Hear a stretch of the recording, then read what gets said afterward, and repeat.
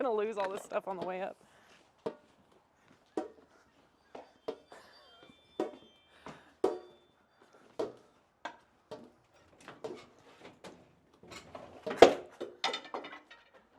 I don't think this is a wise idea. Hey! Hi! Don't mind me, I'm not Mary Poppins. Well, let me help you. We'll leave that out there for now.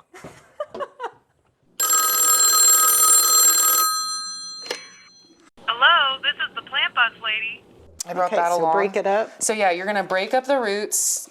They're really small, so you don't have to be super like aggressive. It's not like the thick roots we're gonna probably see on this arrowhead vine.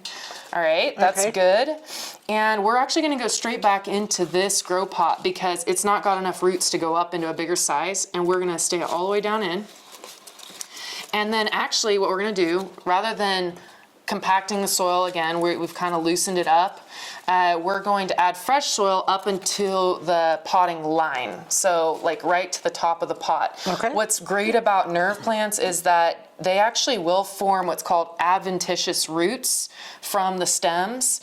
And an adventitious root is basically any root that forms from a non-normal root location. Okay. So it's roots that form to help the plant basically. And I always think of them as advantageous roots more than adventitious roots. Okay. I don't know. That's my Jane Austen So they're coming out. advantageous to the plant to grow. Yes, yes. So what we're gonna do, and if you hold those stems upright, I'm just gonna use this bucket, and I'm gonna. Yeah, I told you we weren't gonna make too much of a mess, and here we go. So it's really important we don't pack the potting mix, but we'll just tap it in so that if there's any like clumps, they'll kind of come to the surface. This is just a general purpose potting mix, and potting mix is one of those things that it's really important that the grower kind of has experience with what they're using. So if you would, I know what potting mix you like to grow in is usually pretty general purpose because that's what I usually direct. But if you'd preferred to use something that was coir based, which is coconut husk, or there's other materials of potting mix out there, I would have been, all right, let's use that. But general purpose potting mix works for general purposes. So that's why I bring it with me wherever I go.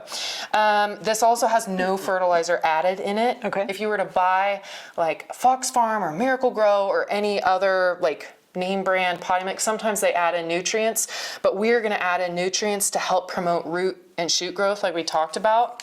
And that's gonna be the next step here. So I have two types of fertilizer here. I've got a slow release fertilizer, and I like to use this in my house because I don't like to remember to have to add fertilizer to my watering can every 1 to 2 weeks, which is what you do when you mix fertilizer directly into your water. However, I'm going to suggest we mix fertilizer directly into the water just to get the growth going. It does create a little bit faster action in plants to mix it into the water than to use a slow release. But if you get to the point where you are feeling like this plant is growing and actively thriving, then you can always switch over to the slow release later.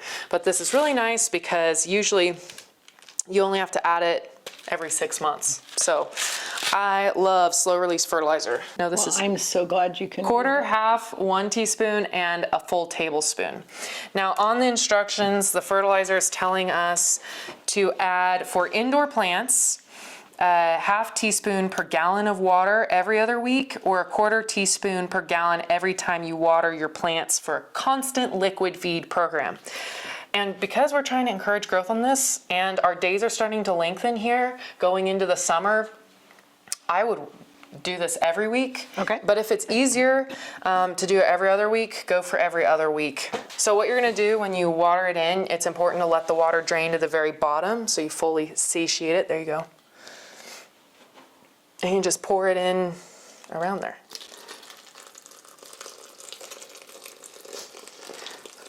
Got to practice these watering can watering skills. Yeah, that's like special there. So what I do is when I first repot, I allow the plant to sit a little bit, let it soak into all those pore spaces, and then I do another dose, another layer. So like a second watering. Yeah, make sure it really gets satiated. Okay. Then we'll go again, practice again. See, I'd be worried about Just go over-watering it. You can't actually overwater in one given watering. Really? it is the frequency of watering that can overwater a plant. So it's good to fully satiate it all the way through and then fully let it use that water. Huh, okay. And then after it fully uses that water, then you can fully water it again.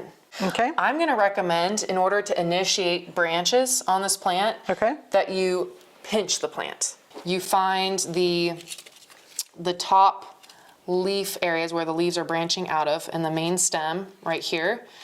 And then you're going to cut with your trimmers, which I'm not gonna do this now because it needs these growths, but you're gonna cut right between nodes. Okay. The nodes are the points where the leaves are branching out from the stem. Okay. And when you do that, it forces branching from lower nodes on the stems.